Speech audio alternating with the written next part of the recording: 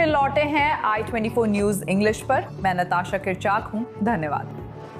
खैर, युद्ध जारी है और इस्लामी गणराज्य ईरान लगातार इजराइल को निशाना बना रहा है, जिसने आधी रात से अब तक देश भर में बैलिस्टिक मिसाइलों की 7 खेपें दागी हैं। लगभग 2 घंटे पहले दक्षिणी इजरायली शहर बेयर शेवा के पास नॉर्थ चोवाद औद्योगिक क्षेत्र में एक धमाका हुआ था। कोई घायल नहीं है, लेकिन दमकल और बचाव दल फैक्ट्री में क्षतिग्रस्त रासायनिक भंडारण इकाइयों को सील कर नियंत्रित कर रहे हैं, क्योंकि वहां खतरनाक पदार्थ के रिसाव की खबर है, जिसके कीटनाशक होने का अनुमान है। लोगों से उस इलाके से दूर रहने, घर में रहने और खिड़कियां बंद रखने को कहा गया है। अडामा, जो सक्रिय घटक और फसल सुरक्षा सामग्री बनाती है, ने कहा कि दक्षिणी इजराइल में उसका प्लांट ही हमले का निशाना था। और निश्चित रूप से उनका कहना है कि या तो उस पर ईरानी मिसाइल से हमला हुआ था या फिर किसी मिसाइल के मलबे से, जिसकी अभी तक पुष्टि नहीं हुई है। शनिवार को सप्ताहांत के दौरान यरूशलेम के पास एक सीधे ईरानी मिसाइल हमले ने कम से कम 19 लोगों को छर्रों और धमाके से घायल कर दिया और घरों व वाहनों को भारी नुकसान पहुंचाया। आईडीएफ ने कहा कि अवरोधन की कोशिशें नाकाम रही, जबकि कई मोर्चों पर हमले जारी हैं। ईरान ने इलात को भी निशाना बनाया। उत्तर में हिजबुल्लाह ने सिर्फ पिछले 24 घंटों में लगभग 250 रॉकेट दागे हैं, जिनमें से अधिकांश लेबनान के अंदर आईडीएफ सैनिकों को निशाना बनाकर दागे गए, लेकिन कुछ रॉकेट इजरायली क्षेत्र में भी गिरे हैं। आईडीएफ होम फ्रंट कमांड ने युद्धकालीन दिशा निर्देश कम से कम सोमवार रात तक बढ़ा दिए हैं, जिससे देश के अधिकांश हिस्सों में शैक्षिक गतिविधियां प्रतिबंधित रहेंगी और सोमवार कल रात 8 बजे तक एक और मूल्यांकन किया जाएगा। अब मैं हमारे स्टूडियो में मौजूद मेहमानों की ओर रुख करना चाहूंगी। हमारे साथ सुरक्षा विश्लेषक याकोव लैपिन और अंतर्राष्ट्रीय मामलों के विश्लेषक डैन पेरी हैं।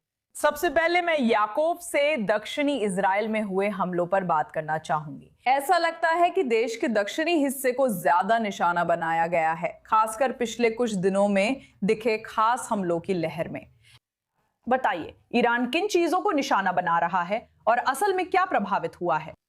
हाल ही में आईआरजीसी ने धमकी दी है कि वो ईरान में 2 स्टील प्लांट्स पर इजरायली हमले का बदला लेने की कोशिश करेगा। ये हमला शासन के लिए बहुत दर्दनाक था, क्योंकि स्टील उनके निर्यात और अर्थव्यवस्था के प्रमुख स्रोतों में से एक है। लगता है वे इजरायली उद्योगों को निशाना बना रहे हैं, लेकिन इसकी तुलना नहीं की जा सकती, ये समान नहीं है। हर इजरायली हथियार जो अपने लक्ष्य की ओर जाता है, वो अपने लक्ष्य तक पहुंचता है और उसे उड़ा देता है, और 90% से अधिक ईरानी मिसाइलें और इजराइल पर हमला करने के अन्य प्रयासों को बीच में ही रोक लिया जाता है। लेकिन संभावना के हिसाब से उनका वो छोटा सा हिस्सा भी बच निकलता है और होम फ्रंट कमांड वगैरह में बाधा पैदा करता है। तो यही वो असम्मित युद्ध है जिसमें वे लगे हुए हैं। उन्होंने आईआरजीसी को ठीक इसी काम के लिए बनाया, ताकि वे फायरिंग करने में सक्षम रहें, भले ही वह एकल अंकों में ही क्यों ना हो, और यह आभास देने के लिए कि वे अभी भी इस लड़ाई में हैं। और इससे बहुत से लोग उस भारी रणनीतिक नुकसान के बारे में सोचना बंद कर देते हैं जो इस शासन ने झेला है, और यही वे कर भी रहे हैं। अब हम अमेरिका की ओर बढ़ेंगे। रिपोर्ट्स के अनुसार पेंटागन ईरान में संभावित जमीनी अभियान की तैयारी कर रहा है, जो युद्ध में बढ़ोतरी दर्शाता है। वॉशिंगटन पोस्ट से बात करने वाले अमेरिकी अधिकारियों के अनुसार ये योजना आक्रमण तक नहीं जाती, लेकिन इसमें हजारों सैनिक शामिल हो सकते हैं। रिपोर्ट के अनुसार विशेष बल और पारंपरिक पैदल सेना मिलकर ईरान के तट पर या उसके साथ साथ लंबी अवधि की छापेमारी कर सकते हैं, जो होर्मुज जलडमरू मध्य के नजदीक है। और इसमें शासन द्वारा नियंत्रित द्वीपों पर कब्जा करना और फिर उन्हें कुछ समय तक अपने नियंत्रण में रखना भी शामिल होगा। यही जोखिम बढ़ता है। विशेषज्ञों के मुताबिक जैसे ही अमेरिकी बल किसी क्षेत्र पर नियंत्रण बनाए रखना शुरू करते हैं, वे ज्यादा असुरक्षित हो जाते हैं। इसमें अब तक 13 अमेरिकी सैनिक मारे गए और 300 से ज्यादा घायल हुए हैं। अब तक कोई अंतिम निर्णय नहीं हुआ है, लेकिन विकल्पों पर साफ तौर पर विचार हो रहा है। साथ ही हम देख रहे हैं कि ईरान अपनी प्रतिक्रिया बढ़ा रहा है। ईरानी हमलों ने यूएई और बहरीन के औद्योगिक स्थलों को निशाना बनाया। अब आईआरजीसी पूरे क्षेत्र में अमेरिका से जुड़े विश्वविद्यालय परिसरों को भी धमका रहा है। अब मैं वरिष्ठ अमेरिकी संवाददाता माइक वॉगनहाइम से बात करूंगी, जो व्हाइट हाउस से जुड़ रहे हैं। बिल्कुल, अब ये सिर्फ रिपोर्ट्स हैं। ईरान में अमेरिकी जमीनी सैनिक भेजे जाने की संभावना पर अमेरिकी प्रतिक्रिया कैसी होगी? ये निश्चित रूप से कोई लोकप्रिय विचार नहीं है और खुद युद्ध भी यहाँ संयुक्त राज्य अमेरिका की आम जनता के बीच खास तौर पर लोकप्रिय नहीं है। तो कई कारणों से डेमोक्रेट्स के लिए ये राष्ट्रपति ट्रंप की एक और हद से ज्यादा दखलंदाजी है, जो महंगाई के बजाय किसी और मुद्दे पर ध्यान केंद्रित कर रहे हैं, अपने कुछ सदस्यों के लिए, सभी के लिए नहीं, लेकिन अपने तथाकथित मेगा बेस के कुछ सदस्यों के लिए।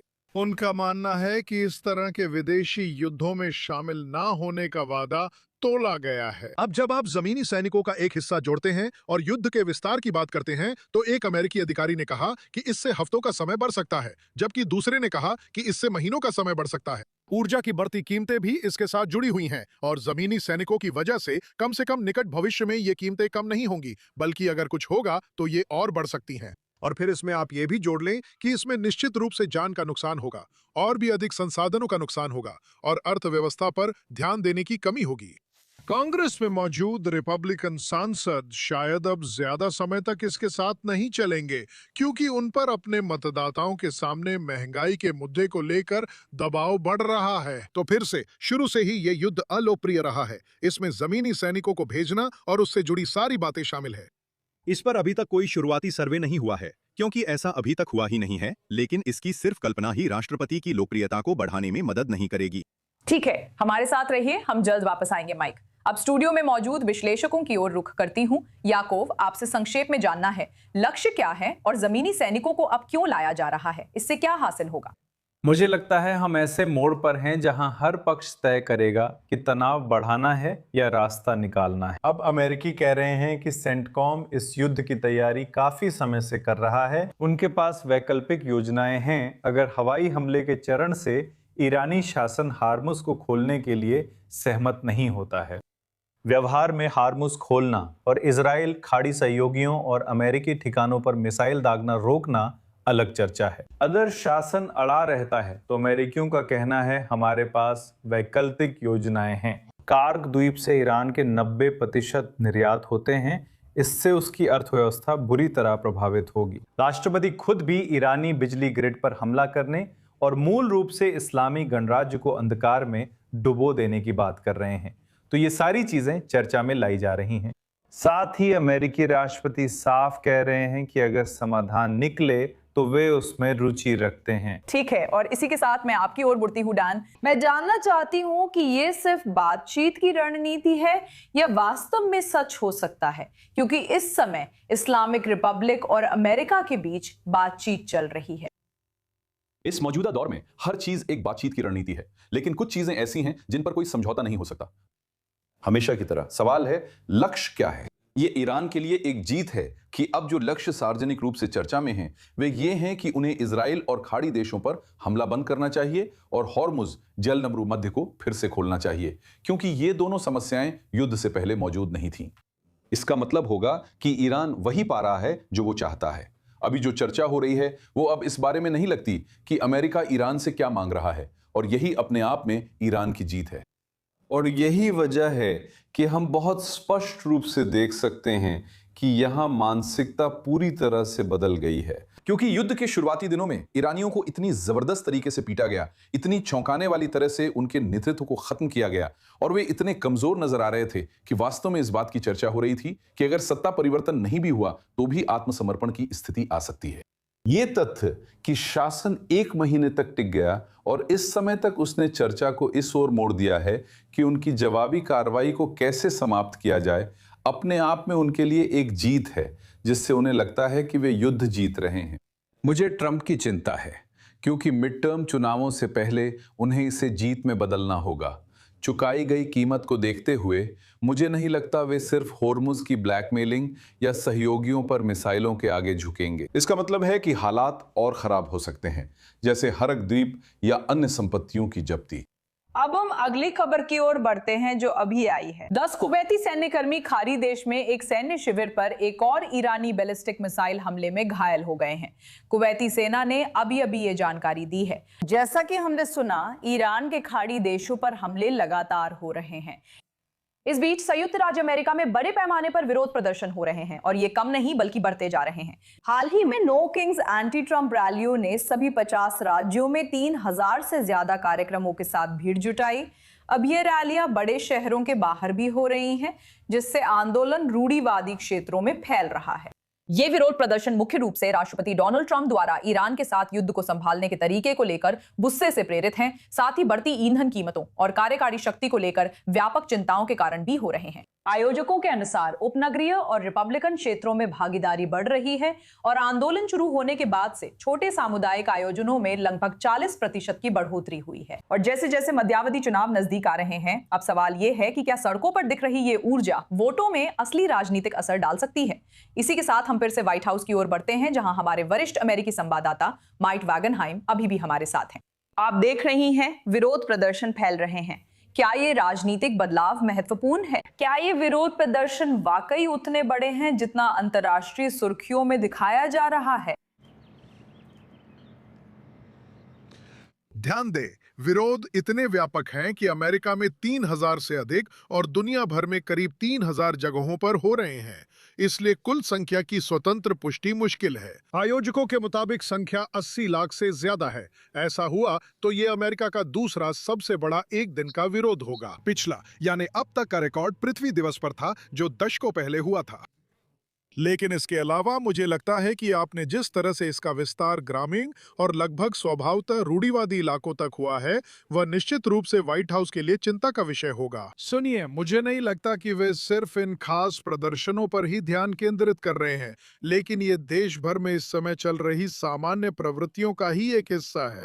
हाल के विशेष चुनावों और राज्यपाल की दौड़ डेमोक्रेट्स की ओर झुकी है। यहाँ तक कि कुछ हफ्ते पहले ही फ्लोरिडा में डोनाल्ड ट्रंप के मारे-लागो जिले में भी एक डेमोक्रेट ने जीत हासिल की थी। अगर आप दूसरी जगह देखें तो अभी रिपब्लिकन पार्टी के कई सदस्य कांग्रेस से सामूहिक रूप से इस्तीफा दे रहे हैं, क्योंकि उन्हें डर है कि डेमोक्रेट्स बड़ी संख्या में सत्ता में आ सकते हैं और वे मुसीबत आने से पहले वहां से निकल लेना चाहते हैं। तो खुद आंकड़े सिर्फ उस कहानी का एक छोटा सा हिस्सा बताते हैं जो इस समय रिपब्लिकन पार्टी के लिए एक बड़ी चिंता का विषय है। मिड टर्म चुनावों को देखते हुए रिपब्लिकन पार्टी किस तरह के उम्मीदवार ला सकती है? क्या वे आने वाली डेमोक्रेट्स की बड़ी लहर को रोकने की कोशिश कर सकते हैं, जिसकी उम्मीद की जा रही है? इस आंदोलन का कितना हिस्सा वास्तव में ईरान युद्ध के बारे में है और कितना प्रशासन के प्रति व्यापक निराशा के बारे में है? आप बताइए, ट्रंप के लिए मिड टर्म चुनावों का क्या मतलब हो सकता है? अगर मिड टर्म चुनाव योजना के मुताबिक नहीं जाते तो उनकी बाकी राष्ट्रपति अवधि कैसी रहेगी? मामले को अलग अलग मापना कठिन है, लेकिन ध्यान दें, ये नो किंग्स विरोधों की पहली लहर में ही है। ये तीसरी बार है, बाकी दोनों बार ईरान युद्ध से काफी पहले हुई थीं। और भी कई बड़े मुद्दे हैं, जैसे कि आप्रवासन, स्वास्थ्य देखभाल की लागत, रहने की लागत, मकान की कीमतें, इस तरह की चीजें। यूक्रेन का युद्ध, जो एक और विदेशी युद्ध है, ने भी पिछली बार प्राथमिकता ली थी, इसलिए इसे अलग करना मुश्किल है। फिर भी जैसा कि हमने पहले बात की थी नताशा, युद्ध की अलोकप्रियता और उसकी मौजूदा स्थिति में आप एक और बात जोड़ें, यह निश्चित रूप से राष्ट्रपति की मदद नहीं करता। धन्यवाद माइक अपडेट के लिए। इजराइल में पुलिस ने तेल अवीव और हाइफा में युद्ध विरोधी प्रदर्शनों के दौरान 20 से ज्यादा लोगों को गिरफ्तार किया।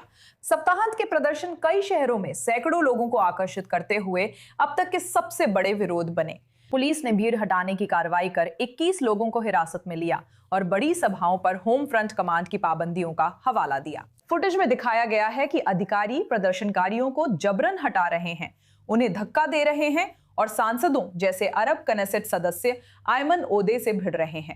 ये ऐसे वक्त हो रहा है जब ज्यादातर इजरायली जनता ईरान के खिलाफ युद्ध का समर्थन करती है। इस महीने की शुरुआत में सर्वे में पाया गया कि इजरायल की यहूदी जनता में 93% लोग अमेरिकी इजरायली हमले का समर्थन करते हैं। सिर्फ 26% अरब इजरायली लोगों ने ऐसा कहा है। अब मैं हमारे अंतर्राष्ट्रीय मामलों के विश्लेषक डैन पेरी की ओर बढ़ती हूँ। हमें अभी भी ईरान के खिलाफ युद्ध के लिए भारी समर्थन मिल रहा है। क्या आप कहेंगे कि यह बदल रहा है, जबकि अब इसमें 1 महीने से ज्यादा हो चुका है और होम फ्रंट कमान के दिशा निर्देश नहीं बदले हैं? समय के साथ ये शायद कम होगा, लेकिन मुख्य बात यह है कि इजरायली जनता ईरान के खिलाफ कार्रवाई के लिए सहानुभूति रखती है। मांगे हैं मिसाइलों का अंत, परमाणु कार्यक्रम का अंत और मिलिशिया कार्यक्रम का अंत, जिसका मतलब होगा हिजबुल्ला, हमास और हुथी। जबकि इजरायली घरेलू मोर्चे पर बहुत बड़ी कीमत नहीं चुकानी पड़े। अब जाहिर है लगभग दर्जन भर या उससे ज्यादा लोग मारे गए हैं, लेकिन ये 20,000 नहीं है।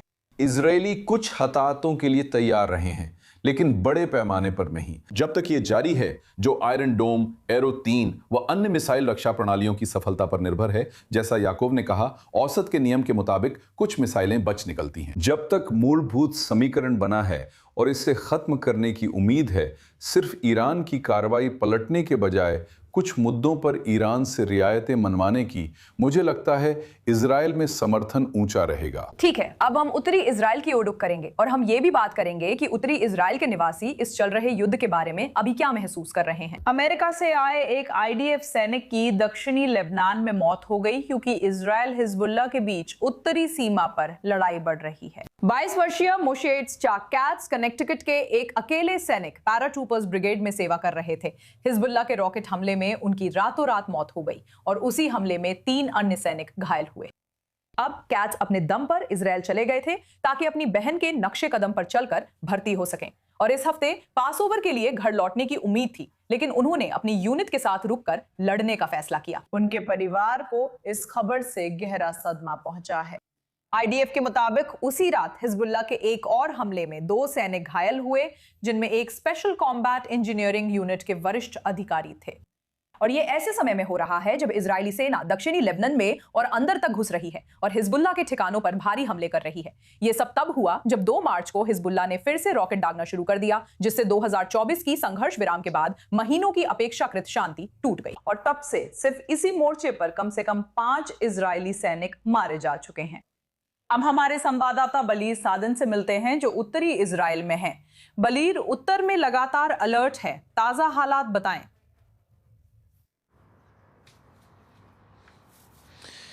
इजराइल और लेबनान की सीमा पर ठीक संघर्ष क्षेत्र में लगभग हर घंटे अलर्ट और सायरन बजते रहते हैं और इनमें से ज़्यादातर घटनाएं असल में बिना किसी हताहत या किसी गंभीर नुकसान के ही ख़त्म हो जाती हैं, ऐसा कह सकते हैं।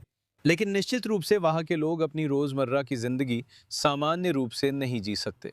लेकिन इसके अलावा हम देख रहे हैं कि हिजबुल्लाह ने नहरिया की ओर उदाहरण के लिए और इजराइल के उत्तरी हिस्से के अलग अलग इलाकों में ड्रोन दागे हैं। लेकिन अब तक कम से कम अगर हम आज की तुलना कल या परसों से करें तो निश्चित रूप से वहाँ अपेक्षाकृत हमले वास्तव में संख्या में कम से कम इजरायली उत्तर के अंदरूनी शहरों और कस्बों की ओर हुए हैं। हिजबुल्लाह का दावा है कि उसने दक्षिण लेबनान में इजरायली सैनिकों के खिलाफ कई गतिविधियां की हैं। उदाहरण के लिए हिजबुल्लाह लेबनान के दक्षिण में इल-शर्किये नामक एक गांव में हुई एक मुठभेड़ की बात कर रहा है, जहां एक इजरायली टैंक की ओर एंटी टैंक मिसाइल दागी गई थी। हम इसकी पुष्टि नहीं कर सकते और हिजबुल्लाह आमतौर पर ऐसी घटनाओं के बारे में बात करता है और दावा करता है कि उन्होंने कई टैंकों को नष्ट कर दिया है, लेकिन आखिरकार इन घटनाओं में से अधिकांश वास्तव में सच नहीं निकलती हैं। अब इजरायली सेना ने पिछले कुछ दिनों में इस मोर्चे पर अपनी गतिविधियों की घोषणा की है। हम यहाँ बात कर रहे हैं, जैसा कि आईडीएफ ने कहा है, दर्जनों से अधिक हिजबुल्लाह के लड़ाके मारे गए हैं और 200 से अधिक इंफ्रास्ट्रक्चर नष्ट कर दिए गए हैं। ये निश्चित रूप से डिवीज़न 146 की गतिविधि है। और वैसे लेबनान के अंदर कुछ रिपोर्टें हैं जो एल तैब गाँव में एक घर या इंफ्रास्ट्रक्चर गिराने की बात कर रही हैं, जो बिंतिज़बेल से थोड़ा उत्तर में है। इसका मतलब है कि हम लेबनान के दक्षिण में गहरी गतिविधि की बात कर रहे हैं, सिर्फ हिजबुल्लाह की पहली पंक्ति के गाँवों में ही नहीं। और इसमें पिछले कुछ मिनटों की बात भी जोड़ लें। यूनिफिल यानी संयुक्त राष्ट्र शांति सेना ने अभी घोषणा की है कि यूनिफिल के लॉजिस्टिक काफिले के पास एक विस्फोटक के कारण एक वाहन को नुकसान पहुंचा है और एक शांति सैनिक को मामूली चोट आई है। उन्होंने ये नहीं बताया कि असल में ये विस्फोटक किसने लगाया था, लेकिन हम जानते हैं कि हिजबुल्लाह भी ऐसे अस्थायी विस्फोटक उपकरणों का इस्तेमाल कर रहा है और ये निश्चित तौर पर काफ़ी नुकसान पहुंचा सकते हैं। आमतौर पर यूनिफिल उस समय आईडीएफ का नाम लेता है जब तोपखाने का कोई गोला वास्तव में उनके बुनियादी ढांचे के पास आ गिरता है। वे कह रहे हैं कि वे घटना की जांच कर रहे हैं। ठीक है फालियाब, इजराइल के उत्तर से अपडेट के लिए धन्यवाद। अब सीरियाई सेना का कहना है कि उसने लेबनान की सीमा के साथ एक और तस्करी सुरंग का पता लगाया है, जो सिर्फ 24 घंटों में दूसरी है। सीरिया के रक्षा मंत्रालय के मुताबिक ये सुरंग कथित तौर पर लेबनानी मिलिशिया समूहों द्वारा संचालित थी और सीमा पर नियंत्रण कड़ा करने की चल रही कोशिशों के दौरान मिली। इसे तभी से विशेष इकाइयों ने सील किया है। ध्यान दें कि इस क्षेत्र में तस्करी के रास्तों से लंबे समय से हथियार, सामान और लड़ाके ले जाए जाते रहे हैं। ये ताजा खोज इन नेटवर्क की सक्रियता दिखाती है। और अब हमारे साथ जुड़ रहे हैं इजरायली सैन्य खुफिया में आकलन विभाग के पूर्व उप प्रमुख जाक नेरिया। जाक, इन सुरंगों की बार बार खोज से सीरिया लेबनान सीमा पर तस्करी के मौजूदा स्तर का क्या पता चलता है? क्या ये अभी भी इजराइल के लिए एक समस्या है? और आप जानती हैं, लेबनान सरकार की तरफ से युद्ध में हिजबुल्लाह की भागीदारी पर जबरदस्त गुस्सा देखा गया है, लेकिन क्या आप कह सकती हैं कि लेबनानी सेना की तरफ से इससे निपटने की कोई कोशिश की जा रही है? देखिए, मुझे नहीं लगता कि लेबनानी सेना का हिजबुल्लाह पर कोई दबदबा है, बल्कि इसके उलट है। मुझे लगता है कि वे हिजबुल्लाह से डरते हैं। वे हिजबुल्लाह के खिलाफ कोई भी कार्रवाई करने से डरते हैं, क्योंकि इससे तुरंत लेबनानी सेना का अंत हो जाएगा, क्योंकि लगभग 60% यूनिट्स शिया हैं और वे अपने भाइयों के खिलाफ में ही लड़ेंगे।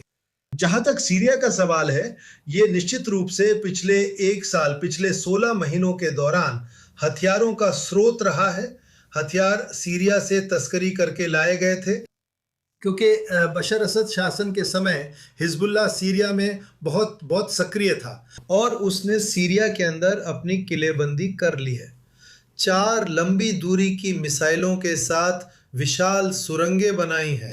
पर अभी स्थिति बिल्कुल उलट है, क्योंकि अल-शरा अल-रे शासन पूरी तरह से हिजबुल्लाह के खिलाफ है। और हाल ही में सीरियाई लोगों ने लेबनान और सीरिया के बीच 370 से 70 किलोमीटर की सीमा पर 4 डिवीजनों को तैनात किया है, स्पष्ट इरादे के साथ, सिर्फ शिया इलाकों को निशाना बनाने के लिए, जहां पर पूर्व सीरियाई सैनिकों को हिजबुल्लाह द्वारा शामिल किया गया है और भर्ती किया गया है। ये केंद्र सीरियाई शासन के खिलाफ गतिविधियों के केंद्र हैं और सीरियाई इसे बर्दाश्त नहीं करेंगे। तो वास्तव में हिजबुल्लाह 2 मोर्चों पर लड़ रहा है। एक मोर्चा इजराइल का सामना कर रहा है और दूसरा सीरिया का सामना कर रहा है, और डर है कि लेबनान के अंदर किसी भी सीरियाई हस्तक्षेप से निश्चित रूप से उसकी पीठ पर वार होगा, और इसका मतलब होगा कि घरेलू मोर्चे पर सीरियाई हमला करेंगे, और ये निश्चित रूप से हिजबुल्लाह के लिए एक संकेत होगा कि उसे जो बचा है उस पर ध्यान केंद्रित करना होगा। तीसरा मोर्चा है जिस पर हिजबुल्लाह लड़ रहा है, और मेरी नज़र में ये सबसे महत्वपूर्ण मोर्चा है, और ये है कि लेबनान में कौन संप्रभु है। आप जानते हैं, ईरानी राजदूत का मुद्दा लेबनानी प्रतिष्ठान के लिए बहुत दर्दनाक है। मेरा मतलब है, ईरानी राजदूत ने लेबनान छोड़ने से इनकार कर दिया है और हिजबुल्लाह ने कहा है कि वो ईरानी राजदूत की सुरक्षा करेगा। तो मेरा मतलब है, लेबनानी सरकार की सारी कोशिशों के बावजूद ये उसकी नाकामी का एक और सबूत है, और मैं कहूँगा देश पर शासन करने का उसका असंभव मिशन है। तो हम इसी स्थिति में हैं। लेबनान में संप्रभु कौन बनने जा रहा है? अभी लेबनान में संप्रभु कौन है? क्या ये हिजबुल्लाह है, या सियाई समुदाय बिबेरी के साथ, या फिर वो लेबनान की वैध सरकार है? फिलहाल ये एक विवादित मुद्दा है और मुझे नहीं लगता कि हमारे पास अभी कोई स्पष्ट जवाब है। मुझे लगता है कि इस समय हिजबुल्लाह का लेबनान सरकार पर ऊपरी हाथ है। ठीक है चक, मैं आपको हमारे साथ जुड़ने के लिए बहुत धन्यवाद कहना चाहूंगी। एक आखिरी सवाल है जो मैं आपसे पूछना चाहती हूं अलविदा कहने से पहले, और वो ये है कि आपने सीरिया और इजराइल के बीच इस युद्ध के दौरान जो संबंध देखे हैं उसके बारे में आप क्या कहेंगे? जाहिर है आपने देखा होगा कि लेबनान ने भी कहा कि वे हिजबुल्लाह के मुद्दे पर इजराइल के साथ संभावित चर्चा के लिए बातचीत की मेज पर आना चाहेंगे। जब संभावित शांति समझौते या किसी तरह के समझौते की बात आती है सीरिया के साथ, तो क्या आप कहेंगी कि यह युद्ध इजराइल को सीरिया के करीब ला रहा है और ऐसा होने की संभावना बढ़ा रहा है? मुझे लगता है कि ये एक ऐसा मौका है जिसे हमें गंवाना नहीं चाहिए, और हम इसे गंवा भी नहीं सकते, क्योंकि मेरा मतलब है, ये इतिहास का एक ऐसा मोड़ है जिसे हमें अपनाना है और कहना है कि हमें ऐसी स्थिति बनानी है जहां न सिर्फ हम सीरियाई लोगों से बात करें, बल्कि हम उनसे पिछले 1.5 साल से मिल भी रहे हैं। हम उनसे बात कर रहे हैं, लेकिन हमें उनके साथ एक सुरक्षा व्यवस्था तक पहुंचना है। इस सुरक्षा व्यवस्था में शामिल हो सकता है इसकी एक धारा हिजबुल्ला, दाएश और जिहादियों से निपटने से संबंधित हो सकती है। मेरा मानना है कि हमें इसी पर ध्यान केंद्रित करना चाहिए। मुझे लगता है कि कल ही हमें साबित हुआ कि हम सीरियाई लोगों के साथ काम कर सकते हैं। हमारे पास उन सैनिकों की कमान थी जो सीरिया के हमोन इलाके में घुसे और वहां से लेबनान की ओर नीचे गए और लेबनान के अंदर एक लक्ष्य के खिलाफ कार्रवाई की। तो ये निश्चित रूप से सहयोग का एक क्षेत्र है और मेरा मानना है कि ज़्यादा विस्तार में जाए बिना दोनों के बीच कुछ चल रहा है। ठीक है जैक, मैं आपको हमारे साथ जुड़ने के लिए बहुत धन्यवाद देना चाहूंगी। दुर्भाग्यवश हमें छोटे से कमर्शियल ब्रेक के लिए जाना होगा, लेकिन कहीं मत जाइए, हम जल्दी ही i24 न्यूज पर वापस आएंगे। ये कुछ मिनटों का ब्रेक है। मैं नताशा कर्चक हूं, हम जल्दी मिलेंगे।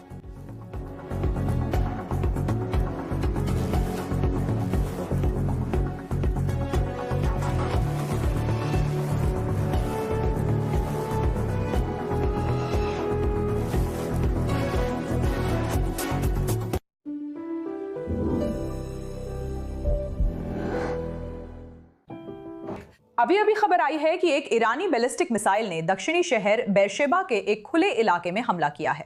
रिपोर्ट्स के अनुसार इस धमाके से आसपास के घरों की खिड़कियों के शीशे टूट गए। हालांकि अभी तक किसी के घायल होने की कोई खबर नहीं है, लेकिन जैसे ही हमें उस विशेष हमले के बारे में और जानकारी मिलेगी, हम आपको अपडेट देंगे। अब कनाडा पर लौटते हैं। उत्तरी अमेरिका में सुरक्षा को लेकर चिंताएं बढ़ रही हैं, क्योंकि रिपोर्ट्स हैं कि सैकड़ों ईरान से जुड़े ऑपरेटिव्स वहां हो सकते हैं। कनाडाई विपक्ष और विशेषज्ञों के अनुसार ईरान की Islamic revolutionary guard corps IRGC के करीब 1000 पूर्व सदस्य देश भर में मौजूद हो सकते हैं, जो सिर्फ कनाडा ही नहीं बल्कि अमेरिका के लिए भी संभावित खतरा बन सकते हैं। चिंता है कि कुछ लोग शरणार्थी या आप्रवासन की खामियों से आए हैं, जिससे ट्रैक या निर्वासित करना मुश्किल होता है। ये तब सामने आया है जब खुफिया रिपोर्ट्स से संकेत है कि ईरान ने संभवतः ऐसा कुछ जारी किया है जिसे ऑपरेशनल ट्रिगर बताया जा रहा है, जिससे अमेरिका और इजराइल के साथ युद्ध शुरू होने के विदेशों में गुप्त नेटवर्क सक्रिय हो सकते हैं। कनाडाई अधिकारियों के अनुसार ये आंकड़े पूरी तरह प्रमाणित नहीं है, लेकिन इस जोखिम से निपटने के लिए वास्तव में पर्याप्त कदम उठाए जा रहे हैं या नहीं, इस पर बहस तेज हो गई है। अब ओटावा से मैकडॉनल्ड्स लॉरियर इंस्टीट्यूट की डायरेक्टर केसी बैब हमारे साथ हैं। सबसे पहले ये अनुमान कितने भरोसेमंद है? कनाडा में IRGC से जुड़े लोगों की मौजूदगी के बारे में हमें क्या पता है? जी, सबसे पहले तो मुझे बुलाने के लिए धन्यवाद। देखिए, ऐसा कई बार हुआ है। मैंने दिसंबर में फ्री प्रेस में भी लिखा था। मैं बहुत विश्वसनीय लोगों से सुन रहा हूँ, पत्रकारों से, उन विशेषज्ञों से जिन्होंने अपने लगभग पूरे करियर में ईरान का अध्ययन किया है, विद्वानों से, राष्ट्रीय सुरक्षा विशेषज्ञों से, कि कनाडा में सैकड़ों पूर्व ईरानी अधिकारी, वरिष्ठ अधिकारी मौजूद हैं।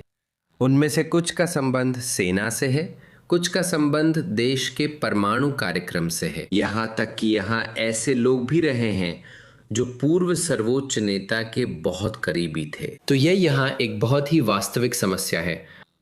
लोग अब इस बात को समझने लगे हैं, लेकिन यहाँ की ईरानी समुदाय, जिनमें से कई उस शासन के शिकार रहे हैं, वे इस मुद्दे को बहुत गहराई से महसूस कर रहे हैं। जब अधिकारी इन स्लीपर एजेंट्स की बात करते हैं तो व्यावहारिक रूप में इसका वास्तव में क्या मतलब होता है? और जब आप कनाडा में रह रहे ईरानी प्रवासी समुदाय की बात करती हैं तो उनकी चिंताएं क्या हैं, जैसे कि इन संभावित नेटवर्क्स के सक्रिय होने को लेकर? हाँ, स्लीपर एजेंट्स या स्लीपर नेटवर्क्स के मामले में इस समय ये थोड़ा और अस्पष्ट है। आप जानते हैं, हमने कनाडा में कई घटनाएं देखी हैं, जैसे सिनेगॉग्स पर गोलीबारी, टोरंटो में अमेरिकी वाणिज्य दूतावास पर गोलीबारी, ऐसे लोग जिन्हें निशाना बनाया गया जिन्होंने अपनी बात रखी, और ऐसे असंतुष्ट जिन्होंने शासन के खिलाफ आवाज़ उठाई। ये सब बातें हैं। अब कहना कि वे स्लीपर सेल्स या स्लीपर एजेंट्स हैं या नहीं, वाकई मुश्किल है। लेकिन हम ये ज़रूर जानते हैं, और कनाडा की सुरक्षा और खुफिया एजेंसी हमारी मुख्य जासूसी एजेंसी CSIS ने सार्वजनिक रूप से कहा है कि उन्होंने ईरान से जुड़े कनाडा में व्यक्तियों पर संभावित घातक हमलों को नाकाम किया है और उन्हें वास्तव में अपने संसाधनों को मोड़ना पड़ा है और उन खतरों को रोकने के लिए अपनी रणनीति बदलनी पड़ी है। तो यह एक बहुत गंभीर मुद्दा है। ये लोगों की जान को खतरे में डाल रहा है और जैसा कि आपने बताया, प्रवासी समुदाय डरे हुए हैं। वे आहत हैं और नहीं चाहते कि ये लोग उनके पड़ोस में रहें। लेकिन मुझे लगता है कि मूल रूप से जिन बहुत से लोगों से मैंने बात की है, जो बहुत अच्छे लोग हैं और जो कनाडा आए हैं ताकि इस देश को बेहतर बना सकें और अपने परिवार के लिए बेहतर जीवन बना सकें, वे डरे हुए हैं। मैं इन रिपोर्टों पर कनाडाई लोगों की सामान्य प्रतिक्रिया के बारे में बात करना चाहती हूं। क्या यह एक व्यापक चिंता का विषय है या यह कोई मुद्दा ही नहीं है? काश मैं आपको बता सकता कि यह एक व्यापक चिंता का विषय है, लेकिन सच्चाई यह है कि मुझे लगता है कि आम कनाडाई के लिए यह कोई मुद्दा नहीं है। और मूल रूप से मुझे लगता है कि यह देश में चल रही एक व्यापक सामाजिक समस्या का हिस्सा है, जो वास्तव में एक बहुत गंभीर खतरा है। शायद मेरी राय में मैं इसे संभवतः देश के सामने इस समय सबसे गंभीर समस्या मान सकता हूँ। और वो ये है कि दशकों से और खासकर पिछले कुछ वर्षों में हमें न केवल ये सिखाया गया है कि विविधता हमारी ताकत है, बल्कि ये भी कि किसी भी स्तर की विविधता पर सवाल उठाना भी नस्लवादी है, जब तक कि वो यहूदी या इजरायली विविधता ना हो। हमें सिखाया गया है कि विविधता पर सवाल उठाना नस्लवादी माना जाता है या आप पर कोई ठप्पा लगा दिया जाएगा, भले ही वही विविधता सामाजिक एकता, लोकतांत्रिक मूल्यों और राष्ट्रीय सुरक्षा को कमज़ोर कर रही हो।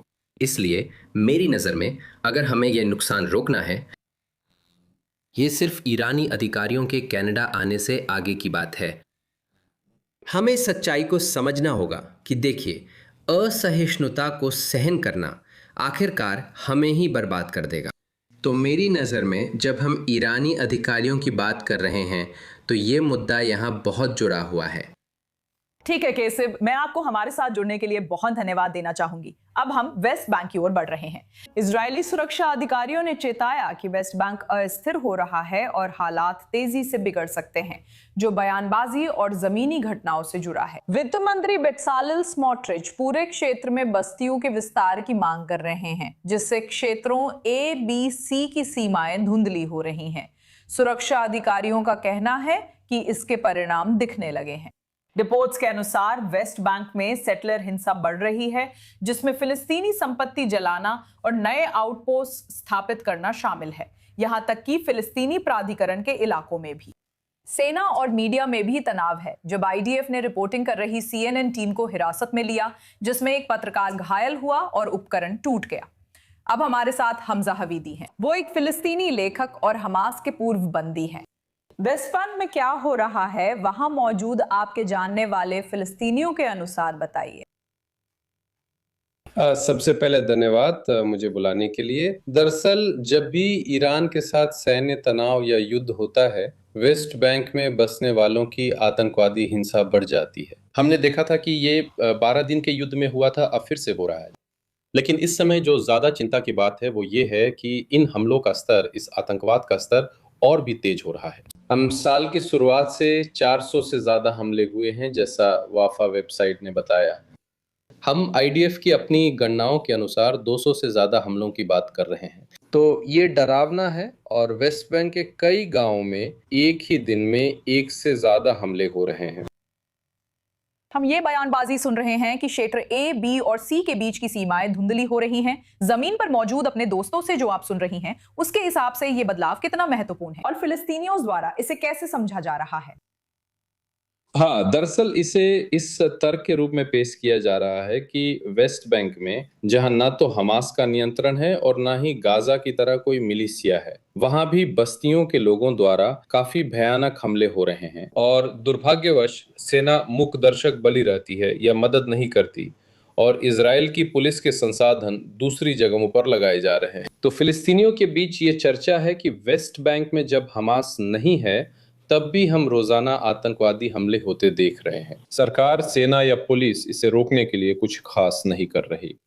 जैसा आपने कहा, हम बात कर रहे हैं कि रोज हमले होने पर भी एरिया ए में आउटपोस्ट बनाने की बात हो रही है, जो फिलिस्तीनी प्राधिकरण के अधिकार क्षेत्र में है। हम एरिया बी और सी में आउटपोस्ट की बात कर रहे हैं। यहाँ तक कि कट्टरपंथी बसने वालों को भी मुआवजा दिया जा रहा है। हम कुछ हफ्ते पहले की बात कर रहे हैं जब इजराइल के वित्त मंत्रालय ने उन बसने वालों के लिए 5 मिलियन शेकल आवंटित किए या दिए। तो जो तर्क दिया जा रहा है वो ये है कि जब कोई हिंसा नहीं होती तब भी वे बसने वाले फिलिस्तीनियों पर हमला करेंगे ही। फिलिस्तीनियों में इसे सरकार बताकर कहा जा रहा है कि ऐसे सशस्त्र समूह होने चाहिए जो हमलों से उनकी रक्षा करें। अब मैं हांस होने के नाते नहीं मानता कि यह समस्या का सही समाधान है। मेरा मानना है कि यह एक ऐसी समस्या है जिसे इजरायली राज्य द्वारा सुलझाया जाना चाहिए।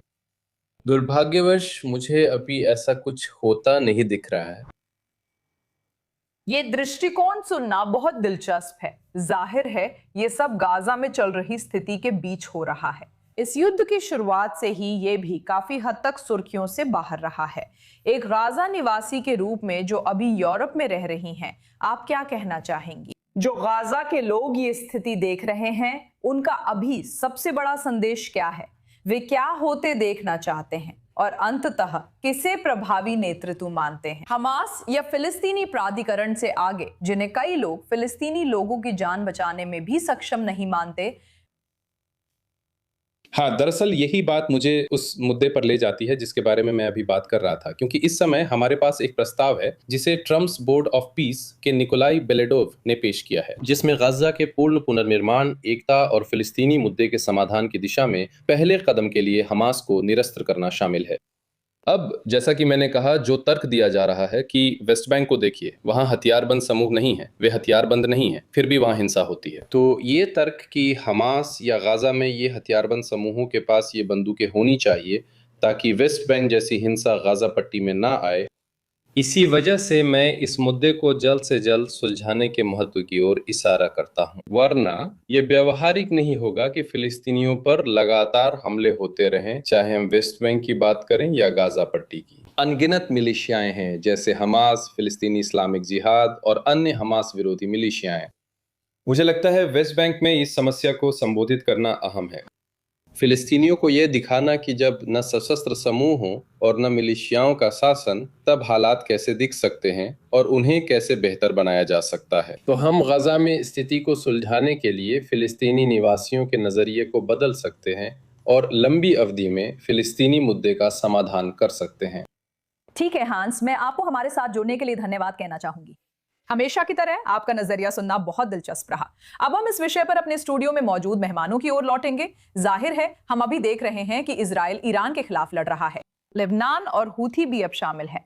हम गाजा की जारी लड़ाई देख रहे हैं और अब आप जानते हैं, सुरक्षा सूत्रों और इजराइल के अधिकारियों ने वेस्ट बैंक में हालात के पूरी तरह बिगड़ने की चेतावनी दी है।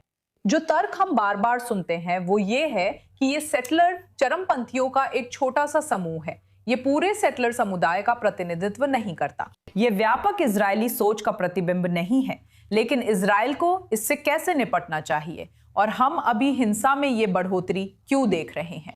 हम ये देख रहे हैं क्योंकि वेस्ट बैंक में यहूदी आतंकवादी तीसरी इंतिफादा भड़काना चाहते हैं। वे फिलिस्तीनियों को हिंसा के लिए उकसाना चाहते हैं क्योंकि उनका मानना है कि ऐसी हिंसा के दौरान फिलिस्तीनियों को हाशिए पर डाला जा सकता है और शायद निष्कासित भी किया जा सकता है। यही उनकी असली योजना है। अत्यंत बहुत अतिराष्ट्रवादी सेना वेस्ट बैंक में आतंकवाद से लगातार लड़ रही है, लेकिन इस सरकार ने जल्दी गोली चला देने की छूट दे दी है, या कम से कम ऐसा लगता है, क्योंकि आपके पास ऐसे कई मामले रहे हैं जहां फिलिस्तीनियों की हत्या कर दी गई जो स्पष्ट रूप से लड़ाके नहीं थे और इन मामलों की ठीक से जांच नहीं की गई, ऐसा प्रतीत होता है। सरकार अब क्षेत्र ए की बस्तियों की चौकियों को मान्यता देकर वैध बना रही है, जबकि वे फिलिस्तीनी क्षेत्र माने जाते हैं और वहां बस्तियां नहीं होनी चाहिए। ये उकसावे की एक श्रृंखला के बराबर है जो गुस्सा दिलाने वाली है, क्योंकि आप सोचेंगे कि इजराइल जो कई सक्रिय मोर्चों का सामना कर रहा है और जिसका समर्थन यूरोप और संयुक्त राज्य अमेरिका में कम हो रहा है, शायद वेस्ट बैंक में वैधता का चेहरा दिखाना चाहेगा जो वो कर सकता है। तो याकूब, इजराइल के लिए खतरा अभी कितना गंभीर है? ये एक गंभीर सुरक्षा खतरा है। यह सच है कि संख्या ज्यादा नहीं है, लेकिन यही बात इसे और भी बुरा बना देती है, क्योंकि अराजकतावादियों, आतंकवादियों और निर्दोष फिलिस्तीनियों पर हमला करने वालों की संख्या बहुत बड़ी नहीं है, इसलिए यह समस्या हल की जा सकती है। मेरे विचार में जो होना चाहिए वो ये है कि आईडीएफ, सेंट्रल कमांड और जूदिया और समारिया पुलिस और शिनबेट को आपातकाल की घोषणा करनी चाहिए और ठोस संसाधन और एक टास्क फोर्स को एक साथ आना होगा और इन लोगों को पकड़ना होगा इससे पहले कि वे और अधिक नुकसान पहुंचाएं। ये बिल्कुल वही है जैसा आप कह रहे थे जो इजराइल को सबसे कम चाहिए। मैं राजनीति में नहीं जाऊंगा, लेकिन सुरक्षा के नजरिए से ये एक बहुत बड़ा खतरे का संकेत है जो कभी भी एक बड़ा समस्या पैदा कर सकता है। ठीक है, अब हमें अगली कहानी पर बढ़ना होगा। मुझे पता है कि हम इस बारे में और भी ज्यादा देर तक बात कर सकते हैं, मुझे पता है, लेकिन अब इजराइल ने ईरान की ओर से बार बार मिसाइल हमलों के बाद सुरक्षा को लेकर गंभीर चिंताओं के चलते यरूशलेम के कुछ सबसे पवित्र स्थलों तक अस्थायी रूप से पहुंच को सीमित कर दिया है। हाल ही में बैलिस्टिक मिसाइलें और उनके टुकड़े पुराने शहर के प्रमुख स्थलों के खतरनाक रूप से करीब गिरे हैं, जैसे होली सेपल्चर चर्च, जो ईसाई धर्म के सबसे पवित्र स्थलों में से एक है, लेकिन वहां बम शेल्टर नहीं है। अब अधिकारी सभी धर्मों के लोगों से वहां ना जाने की अपील कर रहे हैं। उन्होंने तत्काल सुरक्षा जोखिमों का हवाला देते हुए लैटिन पैट्रियार्क कार्डिनल पिज़्ज़ाबल्ला को भी वहां मास करने से रोका। यह सब एक बेहद संवेदनशील समय पर हो रहा है, ईस्टर से कुछ ही दिन पहले, जिससे न केवल सुरक्षा संबंधी चिंताएं बढ़ गई हैं, बल्कि धार्मिक और कूटनीतिक मुद्दे भी उठ गए हैं। अमेरिकी राजदूत माइक हकाबी ने कहा कि पाम संडे पर होली सेपल्चर चर्च में वरिष्ठ कैथोलिक पादरियों को पूजा से रोकने का इजराइल का फैसला समझना या सही ठहराना मुश्किल है। मैं जल्दी से आप दोनों की ओर इस मुद्दे पर लौटना चाहती हूं। डैन, मेरा मतलब है ये बहुत गंभीर कूटनीतिक दुष्परिणाम बन सकता है। अमेरिकी राजदूत माइक हकाबी का खुलकर बोलना दिखाता है कि वो इजराइल के फैसले से परेशान है। यहाँ क्या हो रहा है? इसे सही कदम क्यों माना जा रहा है? मुझे लगता है कि वे सच में मानते हैं कि यह सुरक्षा के लिए जरूरी था, लेकिन जाहिर है जो तस्वीर बन रही है वो इतनी खराब है कि यहां तक कि माइक हकाबी, जो इजराइल के बड़े समर्थक हैं, उन्हें भी हस्तक्षेप करना जरूरी लग रहा है। और मुझे यकीन है कि त्योहार से पहले ही ये फैसला पलट दिया जाएगा। ये उसी बात से जुड़ा है जब राष्ट्रीय सुरक्षा मंत्री और वित्त मंत्री, जो रक्षा मंत्रालय में भी हैं, दोनों कट्टर राष्ट्रवादी हैं। इस बारे में दिया जाने वाला संदेश लगातार गलत रहेगा, क्योंकि इजरायली अधिकारियों का राजनीतिक पक्ष वास्तव में, मुझे डर है, कई मामलों में बहुत सख्त रुख अपनाने की कोशिश करता है। यह उनके समर्थकों के लिए अच्छा है, लेकिन इजराइल की छवि के लिए बेहद खराब है। ये जैसे इजराइल सरकार द्वारा अपने ही राज्य के खिलाफ साजिश है। ठीक है, अब हम होर्मुज़ जलदमरू मध्य की ओर बढ़ेंगे। हमारे पास बेरशेबा से अपडेट है। मगिन द डोम इजराइल की आपातकालीन टीम ने बताया कि बेरशेबा में ईरानी बैलिस्टिक मिसाइल हमले में 4 लोग हल्के घायल हुए, जिनका इलाज किया गया। बताया जा रहा है कि वे चारों पास के खुले इलाके में सीधे हमले से पैदा हुई शॉकवेव के कारण उड़ती हुई चीजों से घायल हुए थे। हम होर्मुज़ जलदमरू मध्य की ओर बढ़ रहे हैं। अमेरिका ईरान बातचीत के बीच ईरान ने युद्ध खत्म करने की नई शर्त रखी है, जो वैश्विक अर्थव्यवस्था बदल सकती है। तेहरान अब होर्मुज़ जलदमरू मध्य पर अपने नियंत्रण की मान्यता चाहता है, जो दुनिया के अहम शिपिंग मार्गों में है और जहां से लगभग 20% वैश्विक तेल गुजरता है।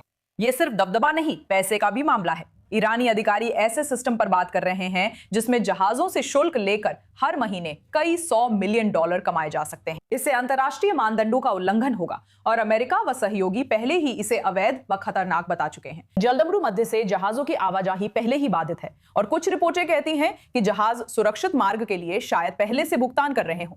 ईरान शायद देख रहा है कि वो सिस्टम कैसा होगा। मैं स्टूडियो में मेहमानों की ओर लौटना चाहूंगी। याकूब, आपकी राय क्या है? क्या ये सच में अमेरिका से मांगना संभव है? मेरे हिसाब से अमेरिका बिना ईरान के मदद के भी होर्मुज़ जलदमरू मध्य खोल सकता है। उन्होंने नियमित नौसेना और IRGC दोनों ईरानी नौसेनाओं को खत्म कर दिया है। वे होर्मुज़ जलदमरू मध्य को स्कैन कर रहे हैं और इसी वक्त समुद्री बारूदी सुरंगों को निकाल रहे हैं। और वे इजरायली वायुसेना के साथ मिलकर हर पता चलने वाली तट से समुद्र तक मार करने वाली मिसाइल की स्थिति को नष्ट कर रहे हैं।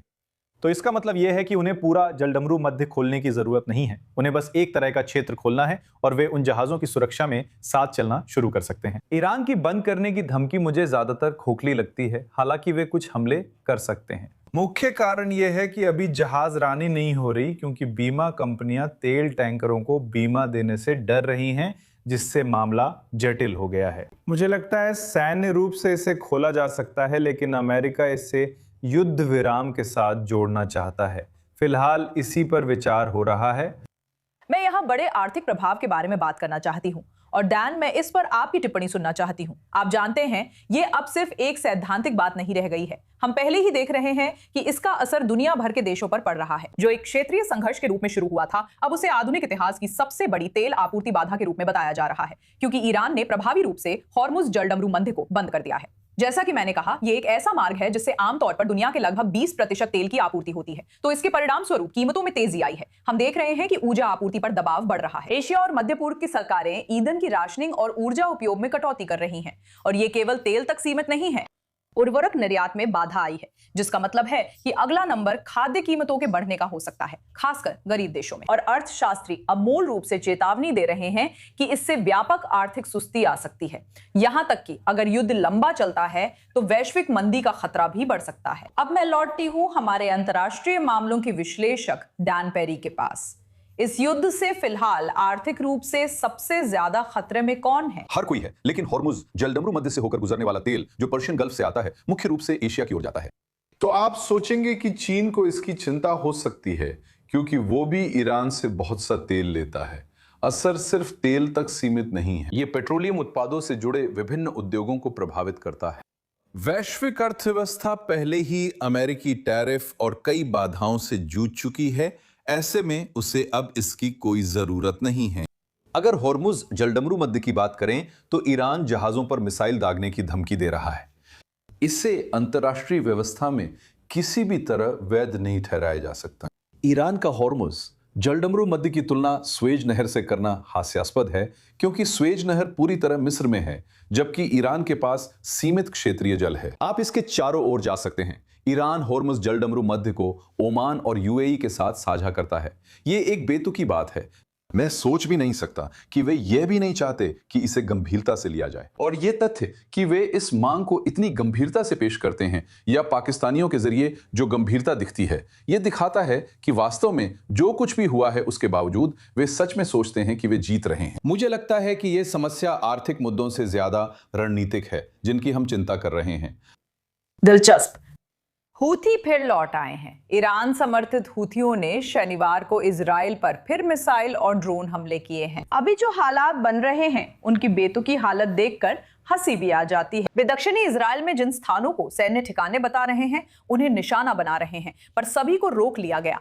आप जो शहर देख रहे हैं वो इलात है, सैन्य ठिकाना नहीं। सबसे बड़ी चिंता है कि आगे क्या होगा। विश्लेषकों ने चेताया है कि हूती फिर लाल सागर के समुद्री मार्गों को निशाना बना सकते हैं, जिसकी अहमियत ईरान द्वारा हॉर्मुज जलडमरू मध्य में बाधा के चलते और बढ़ गई है। और अगर ऐसा होता है तो इसका असर सिर्फ युद्ध के मैदान तक सीमित नहीं रहेगा, बल्कि ये वैश्विक ऊर्जा आपूर्ति, शिपिंग लागत और दुनिया भर की अर्थव्यवस्थाओं को प्रभावित कर सकता है। हम इसे इससे ज्यादा विस्तार से नहीं बता सकते। अब हमारे साथ सीनियर मिडिल ईस्ट विशेषज्ञ एरियल ओसरान जुड़ रही हैं। एरियल, इस समय हूथियों का लड़ाई में फिर शामिल होना कितना अहम है? आखिरकार वे ईरान की रणनीति में क्या भूमिका निभाते हैं? बिल्कुल सही नताशा। अब ईरान समर्थित एक और गुट भी हमास और फिलिस्तीनी इस्लामिक जिहाद के साथ इस संघर्ष में शामिल हो रहे हैं। पूरा ईरानी धुरी इस युद्ध में सक्रिय है।